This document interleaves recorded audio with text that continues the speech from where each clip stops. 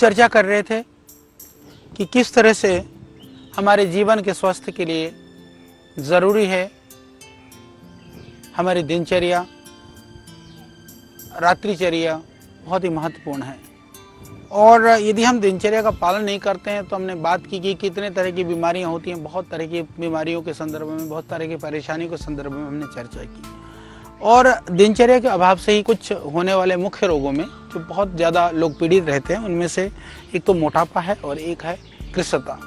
कुछ लोग बहुत दुबले हो जाते हैं, कुछ बहुत मोटे हो जाते हैं।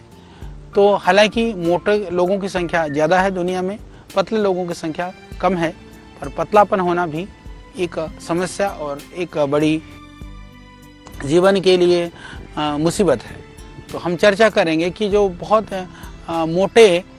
मोटे लोग कौन हैं। यदि हम बात करें कि मोटापे के जो लक्षण हैं, आयुर्वेद मोटा किन को कहता है कि जिनके नितंब बड़े बड़े हों या पेट बढ़ा हुआ हो, छाती में भी कई बार चर्बी जमा हो जाती है और चलते हैं तो आप पूरे सारे अंग हिलने लगते हैं। यानी कि चलते समय शरीर में यदि अतिरिक्त गति होती है, चलते समय जो एक नॉर्मल जो आप आजकल वो बॉडी मास की बात की जाती है कि कितना शरीर के अंदर वो होनी चाहिए, कितनी साइज होनी चाहिए, कैसा हाथ होना चाहिए, कैसे पैर होने चाहिए, कैसे वो उसकी बात बहुत चर्चा की जाती है।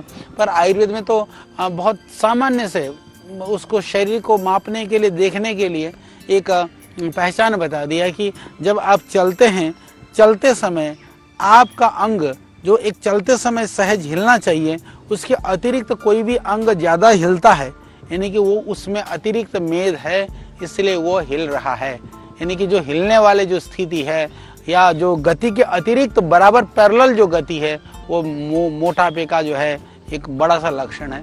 और जो मोटे उनको पता ही है जितना हमारे शरीर में वजन होना चाहिए, जितने हाइट है, जितनी एज है। हालांकि जो मोटे हैं वो भी अपने आप को ये तो दिखाते ही हैं कि हम तो बहुत ही बॉडी को लेकर के कॉन्शियस हैं।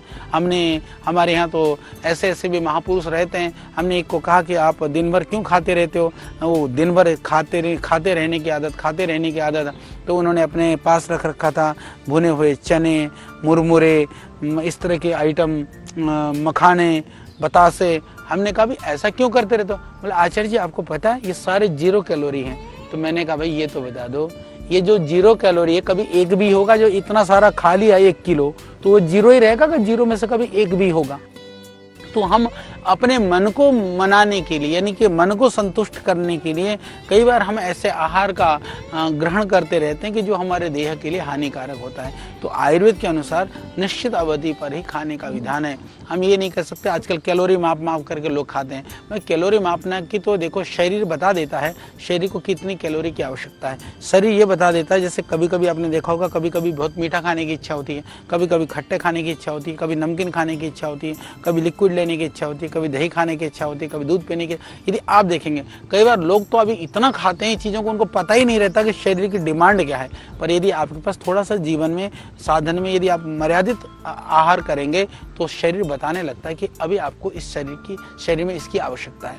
जैसे आपको भूख का पता चलता है, ऐसे ही प्यास का पता चलता है, उसी तरह से अलग अलग पदार्थों का डिमांड का भी पता चलने लगता है। तो इसलिए जो लोग हैं वो शरीर के वृद्धि के हिसाब से बल, उत्साह वगैरह जो इस तरह का पालन नहीं करते हैं तो बल और उत्साह हिसाब नहीं होगा।